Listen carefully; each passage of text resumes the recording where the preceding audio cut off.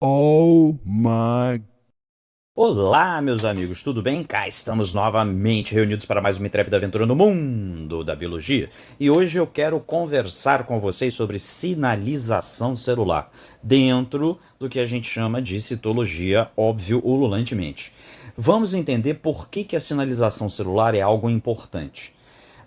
Toda e qualquer função da célula, ou seja, todo e qualquer efeito, aqui embaixo tem alguns efeitos, a gente pode alterar o metabolismo, a gente pode expressar um determinado gene ou alterar a expressão de um gene, a gente pode fazer com que a forma ou o movimento da célula seja alterado. Ou seja, toda e qualquer resposta celular, ela vem de uma modificação e de uma sinalização externa. Ou seja, a gente vai ter ou um neurotransmissor, ou então a gente vai ter um hormônio, uma molécula sinalizadora extracelular que vai chegar na célula para gerar um efeito interno e para ela modificar o comportamento dela.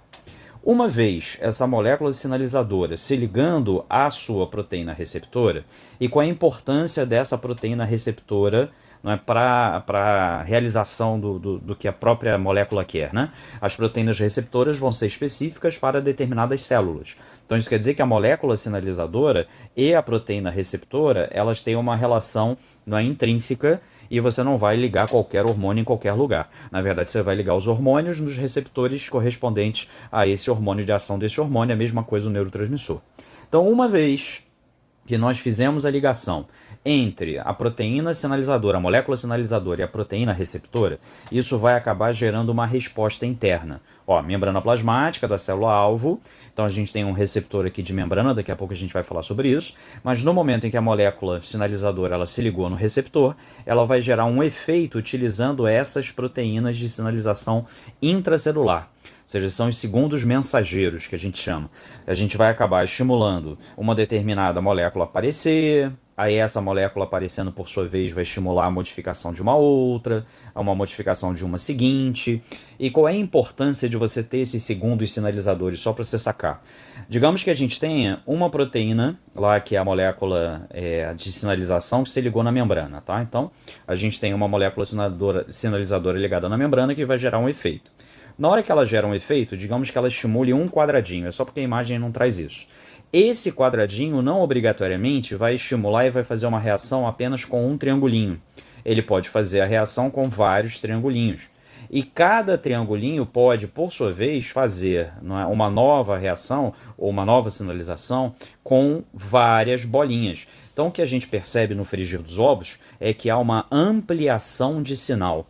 Isso é muito importante, porque senão, vamos pensar de uma maneira não é boba, tá? Imagina que essa molécula sinalizadora aqui seja a insulina e que o resultado seja uma proteína, não é, a GLUT4, ir para a membrana plasmática. Se para cada uma insulina a gente tivesse uma GLUT4 indo para a membrana, pô, a gente ia perder energia pra caramba, ia desperdiçar energia pra caramba. A gente precisa que uma insulina ligando faça várias e várias e várias GLUT4s irem para a membrana. Então é muito importante esses segundos sinalizadores para que haja uma ampliação do sinal. E essas proteínas internas fazem justamente isso. E aí, como eu mostrei para você, a gente pode até ampliar aqui um pouquinho, ó, vou mostrar para você mais de pertinho, o que esses segundos sinalizadores podem provocar. Ou seja, quais são as proteínas que vão ser estimuladas nesse processo para que a gente tenha uma resposta. A gente pode ativar uma enzima metabólica, e daí a gente vai alterar o metabolismo de alguma maneira. A gente pode modificar uma proteína de regulação de transcrição, ativando um determinado gene ou inibindo um determinado gene. A gente pode modificar o comportamento de uma proteína do citoesqueleto, fazendo com que a forma da célula se mude ou haja um movimento. A gente pode, por exemplo, por essa modificação da proteína do citoesqueleto, a gente pode exocitar, ou seja, jogar para fora neurotransmissores em sinapse. Isso vai ser muito importante para que o impulso nervoso se propague, para que você tenha contração muscular e outras funções relacionadas a esse processo de sinalização. Entenderam a estrutura básica da sinalização, ou seja, como é que ela funciona? Porque agora a gente vai começar a detalhar um pouquinho mais cada uma das formas de sinalização e cada uma das formas de resposta. Deixa eu puxar aqui para baixo. Ó, puxarei aqui para baixo para você entender quais são as formas de sinalização celular possíveis. Primeira possibilidade é o que a gente chama de sinalização dependente de contato. Quando uma célula sinalizadora, ela tem uma molécula de sinalização ligada à sua membrana e uma célula-alvo entra diretamente em contato com ela para que ela possa ser ativada. E aí a gente encontra muito isso aqui, por exemplo, no sistema imunológico. No sistema imunológico a gente tem o macrófago, que vai apresentar o antígeno, aí essa apresentação de antígeno vai estimular o linfócito T4, aí o T4 vai receber informação pelo contato, e assim ele vai responder, tá? Então, primeira possibilidade é a ativação, a sinalização dependente de contato. Sinalização que a gente chama de parácrina. Para é ao lado de, então isso quer dizer que parácrina é uma célula bem pertinho da outra, em que um mediador local, liberado por uma célula sinalizadora, vai acabar estimulando células-alvo, aqui a gente tem uma célula-alvo pertinho, outra, e esse sinalizador ele acaba fazendo com que várias células próximas respondam. E com isso, cada uma das células-alvo vai ser capaz de gerar o efeito, né? A sinalização sináptica, você vai lembrar que é aquela que acontece entre um neurônio, então está aqui o nosso neurônio, e uma célula-alvo. Existem 3 tipos de sinapse, não é, no nosso organismo. A sinapse neuronal, que é de um neurônio para outro neurônio, a sinapse neuromuscular, neurônio para músculo, e neuroglandular, neurônio para glândula. Em todos os casos, ocorre liberação de neurotransmissores que vão estimular a célula seguinte. Esse neurotransmissor pode ser, por exemplo, acetilcolina, não é? Pode ser adrenalina, noradrenalina, no caso, se você quiser chamar noradrenalina de neurotransmissor e adrenalina de hormônio, tá? E a sinalização endócrina é aquela de longa distância, onde uma célula endócrina, uma célula glandular, vai liberar um hormônio na corrente sanguínea, esse hormônio vai circular pela corrente sanguínea até encontrar os receptores nas células-alvo. E aí a gente vai, mais para frente, até vou gravar aula para vocês com o sistema endócrino, e a gente vai trabalhar com sinalização da hipófise, o TSH agindo na tireoide, o ACTH agindo na suprarrenal, e assim sucessivamente, tá? Tudo bem com as formas de sinalização? Entenderam a diferença? Como é que isso, em tese, pode aparecer para você até numa prova de colégio, uma prova de vestibular? Ele pode, são 4 opções, né? Se a gente imaginasse uma prova da UERJ, falta uma só que não apareceu na imagem, que é a autócrina. A autócrina é quando a célula ela libera uma substância química para agir nela mesma. Por exemplo, a gastrina, né? É um hormônio liberado por uma célula da parede do estômago que vai agir sobre a própria parede do estômago. Então essa acaba sendo uma última formazinha de sinalização que não tem no meio das outras, que a gente chama carinhosamente de autócrina, tá? Aí como é que poderia aparecer, como eu estava falando para vocês, isso numa questão de múltipla escolha? Nossa, que letra horrorosa isso aqui, hein? Jesus Cristo, meu Deus do céu. Deixa eu botar aqui autócrina assim que aí fica mais bonitinho. Aí sim, tio. Ó, boa sessão. Ó, aí, foi. E aí, o que pode acontecer é ele colocar, sei lá, prova da UERJ para quem está fazendo vestibular, ou então na múltipla escolha da escola. Ele bota 4 letras, se for o UERJ, por exemplo, e aí nessas 4 letras, numa delas vai estar sinalização parácrina, na outra vai estar sinalização não é, sináptica, na outra vai estar sinalização não é, endócrina, e na última vai estar sinalização autócrina. E aí você tem que saber qual das formas de sinalização é. Não acho que seja necessário a prova da UERJ explicar muita coisa, não. Se ela colocar os desenhos, a partir, por exemplo, dos desenhos e de um exemplo qualquer, ele consegue te perguntar isso e você consegue se livrar, porque as palavras são meio que autoexplicativas, né? Não são palavras que você não sabe que diabos é. Tudo bem com tipos de sinalização celular? Maravilha. Vamos para mais um pouquinho. Agora, algo interessante e maneiro dos receptores. Os receptores têm os sinalizadores têm características diferentes. A sinalização ela pode vir de uma molécula hidrofílica. Risquei até um negócio aqui, deixa eu desriscar e botar aqui, ó, hidrofílica. Ou ela pode vir de uma molécula hidrofóbica, que são as 2 possibilidades, né? Se a gente pegar uma molécula hidrofílica, um hormônio hidrofílico, pode ser insulina, glucagon, hormônio do crescimento e assim sucessivamente. Se a gente quer pegar, por exemplo, um hormônio hidrofóbico, pode ser a testosterona, progesterona, aldosterona, todos esses caras são hidrofóbicos. Qual é a diferença? A molécula hidrofílica ela não é solúvel na membrana plasmática, que é feita de fosfolipídios e a maior parte dela é, portanto, hidrofóbica. Então isso quer dizer que ela vai precisar de um receptor na própria membrana plasmática. Um receptor não fincado, estruturado, ou seja, ligado na própria membrana. Porque a molécula em si, o sinalizador em si, não atravessa a membrana plasmática. Agora, quando a molécula é hidrofóbica, ela acaba tendo afinidade pela membrana, então ela consegue atravessar a membrana. E o receptor para esse sinalizador vai estar no interior da célula. Pode ser, por exemplo, um receptor nuclear para ativação de um gene. Como é que esse negócio pode aparecer para você em prova, tio? Depois eu posso fazer uma aula, coloca aí embaixo nos comentários se você quer uma aula de exercícios sobre esse tema aqui, aí eu preparo questões inéditas para a gente trabalhar. Mas ele pode, por exemplo, dizer que uma determinada pesquisa em laboratório marcou radioativamente uma molécula sinalizadora, um hormônio sinalizador, e a radioatividade apareceu no interior da célula, tá?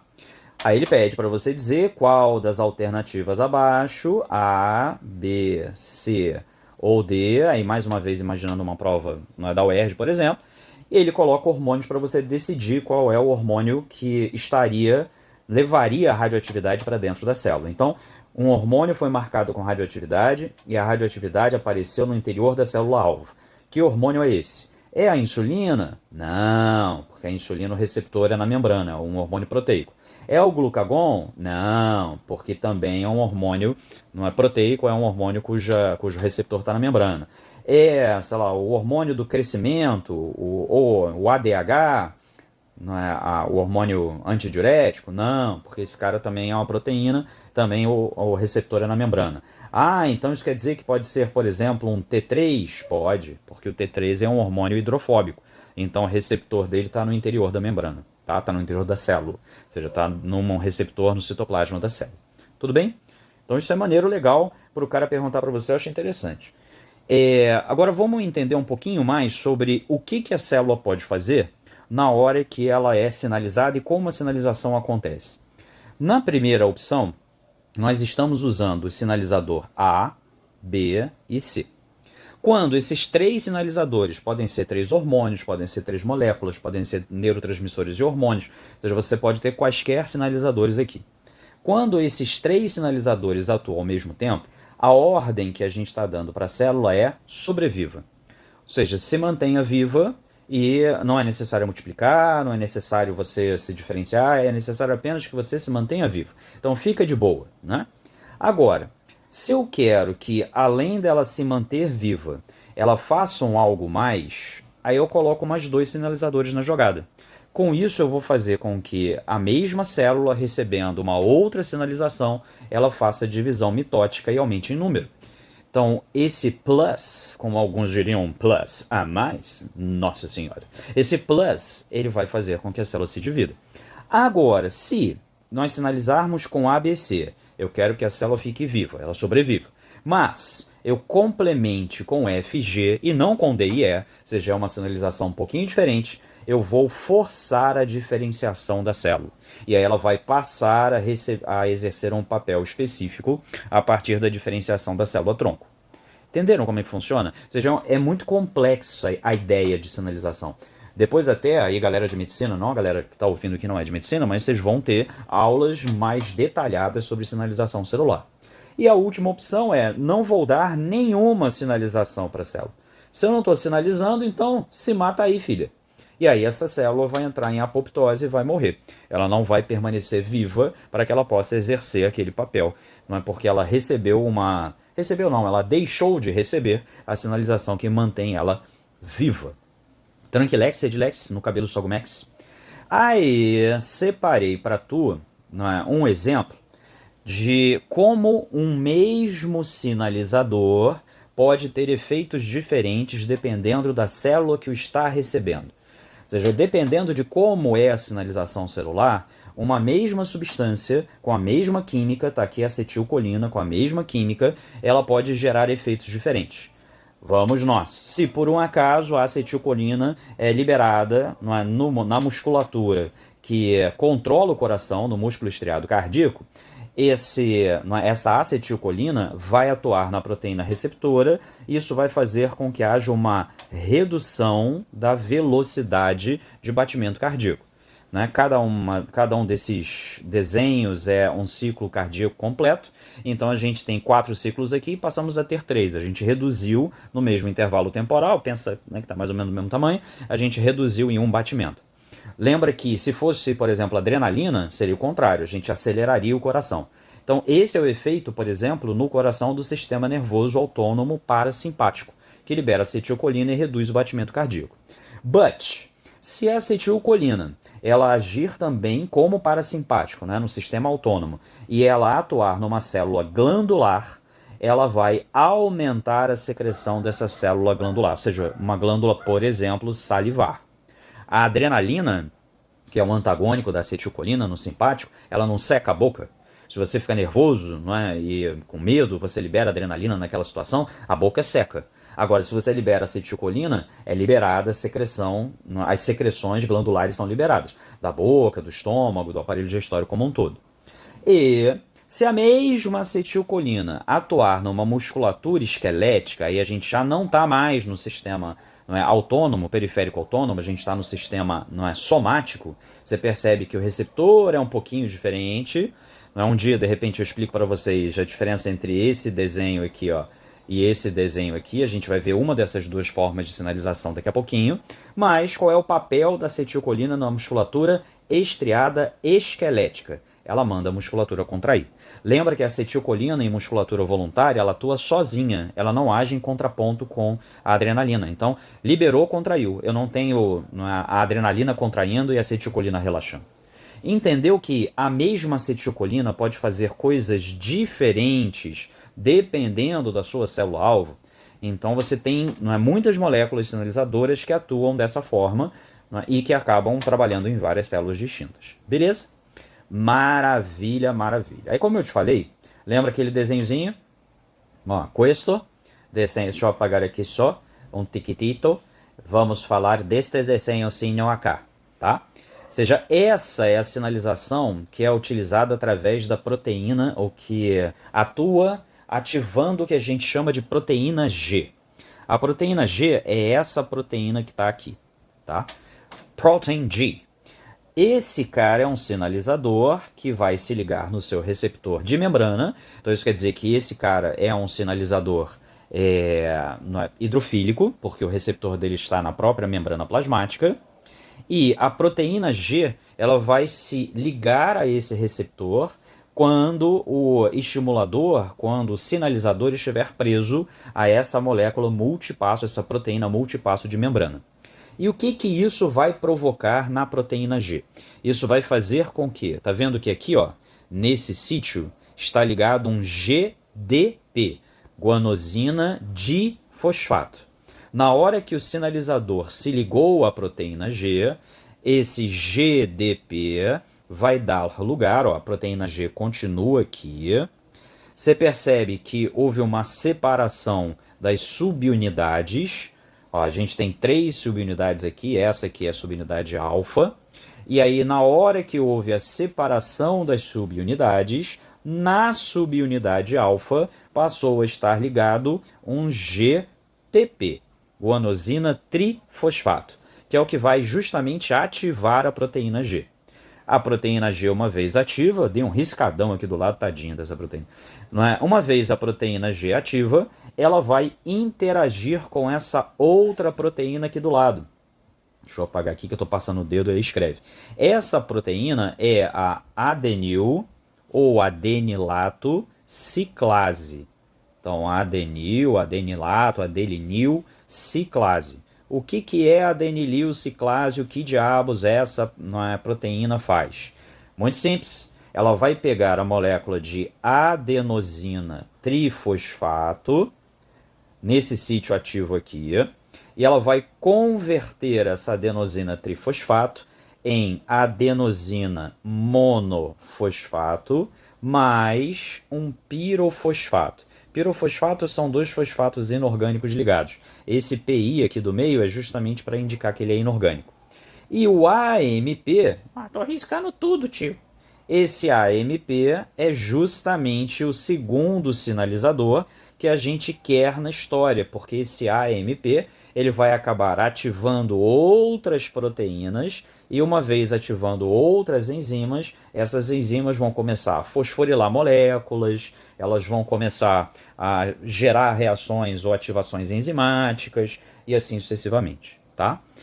Qual é a moral da história dessa nossa querida linda Lépide Fagueira aula? Eu quero que você entenda como funciona a sinalização celular para que no momento em que uma prova qualquer que você vai fazer na escola, uma prova que você vai fazer no vestibular, ela pergunte sobre sinalizadores e aí pede para você falar qual é o hormônio, você consegue responder. Quer ver uma outra pergunta que uma prova pode fazer para você? Ele pode pedir para você citar o efeito, ou dois efeitos, de sinalizadores celulares. Então você vai marcar aqui, ó, quais são os efeitos dos sinalizadores? Manter a célula sobreviver, fazer com que ela cresça, fazer com que ela se diferencie. Ou, se ele quiser uma coisa mais específica, deixa eu voltar aqui em cima, ó. Ele pode perguntar para você quais são os efeitos possíveis de uma molécula sinalizadora, alterar o metabolismo, alterar a expressão gênica, gerar movimento. Para a galera que está fazendo vestibular e específica no vestibular, pô, isso aí é o ERG para caramba a beça, né? Cite dois efeitos intracelulares da sinalização de hormônios. E aí você pode alterar o metabolismo, pode alterar a expressão de um gene, pode alterar o formato de uma célula. Entenderam com esta aula de sinalização celular? E aí a única... Vou continuar, obviamente, gravando aulinhas para vocês. As nossas aulinhas mais longas serão nesse modelo, em que eu não coloco só a telinha para você dar aquela ouvida básica, mas eu vou também gravar Reels, eu aparecendo e falando para vocês, e colocando alguns conceitos, tá? Então, vídeos mais longos vão ser 1 ou 2 por semana, e os mais curtos, os Reels, Reels, Shorts, Vlogs, Vlaps, ou seja, todas as possibilidades vão ser um pouquinho mais comuns, umas 3 vezes por semana, talvez, tá? Se você tiver algum assunto, pergunte, mande nas alternativas.